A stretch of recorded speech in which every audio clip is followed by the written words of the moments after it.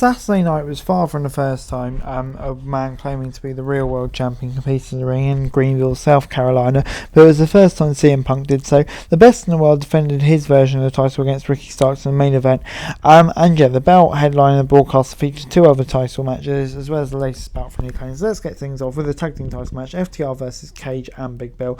FTR continued their superb run as champions, defeating them in a high energy opener in which they observed the power and ferocity of the opposition and capitalised on miscommunication to deliver the Shatter Machine for the W. The challengers continue to look like a powerhouse tandem right out of the 80s.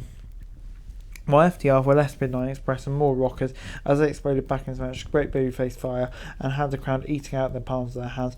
And it was a high note as the match started the show. The post-match challenge for the Bucks for All In, it was an enormous match with a history to pull from and genuine fan interest. The battle between top teams, plenty of credibility, enhances that card. And yeah, it just gets 7 out of 10 for me. A great match, and of course the match we all want to see, set up really nicely so as to finish it off. So yeah, can't really complain about it. Great start to Collision. And starts things off with another match with Chris Statlander and Mercedes Martinez. Statlander withstood a focused attack by Martinez to retain the TBS title while wrestling her with a late roll-up. The match was good, physical, and Statlander's babyface fire kept fans infested. The post-match developments, including a heel turn from Diamante and apparently in alignment with Martinez, they beat down the champion, appeared to ensure the feud with the arrival of Willow Nightingale hints at the tag match. The Collision is destined to be setting a fresh face's character and storyline development and extended in-ring action there for the right, and we're all for it. Martinez, Diamante and Statlander are too good not to be on TV for the opportunity to see a delightful Willow is a welcome one as well. So yeah, this gets 6 out of 10 from me. Definitely intrigued to see where it's going to go in future, and I think yeah, could be really interesting. So yeah, on the whole, this was good stuff. But anyway, during a backstage interview, Toni Storm questioned whether she was still a star following her Dynamite loss to Shida, no longer the world champion. She questioned what it meant for her and then stormed off the set. In the ring, Samoa Joe won the quickest match in Collision history, tapping Spence go up with the Coquina clutch. Afterwards, he expressed his desire to battle CM Punk at Wembley in an satisfactory match for him previously on Collision.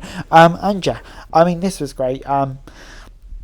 With the card shaping up as it is now, Joe's promo was absolutely fire.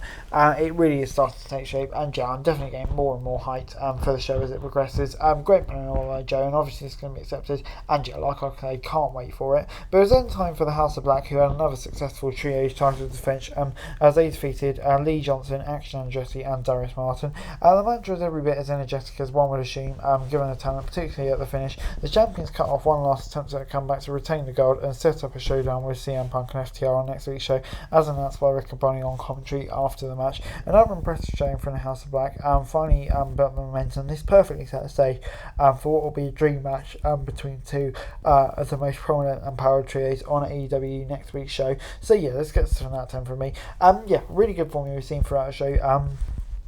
A good match where the right result happens pretty much all the time. It's followed by a decent set, and that's exactly what happened here. Good stuff, 7 out of 10. Jay White then returned to Collision this week, defeating Master in a match that served this one more than a means of heating switch made back up after a tag title loss to FTR. No longer burned by the Lucha House Party nonsense from WWE, Master was able to show some of his skills, and ultimately White put him down with a Blade Runner and got he and both Bullet Club Gold back on track. The faction remains one of the centerpieces of the Collision brand, and it'll be interesting to see which direction they head in as all in and all out approach. But yeah, this, like I said, was kind of all about heating up Jay White here, and I think it did the job pretty decently, I have to say. So yeah, it gets 6 out of 10 for me. Was kind of there for that purpose, not too much more. It was then time for the real World Championship match between CM Punk and Ricky Starks, with CM Punk retaining in a pay-per-view quality match that saw guest enforcer Ricky Steamboat preventing the challenger from cheating. The match further evidence that Starks is genuine main event guy, not just the future,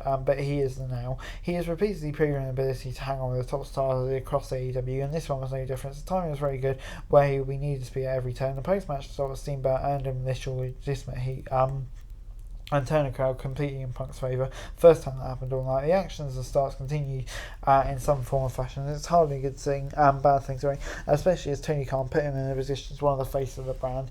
So yeah, get 7 out of 10 for me. This was great stuff from yeah, the match was good, but you think Ricky Starks is going to continue to emerge as a star, but Punk retains, of course, setting up a potential feud down the line with MJF. But overall this week, Collision gets 7 out of 10 from me.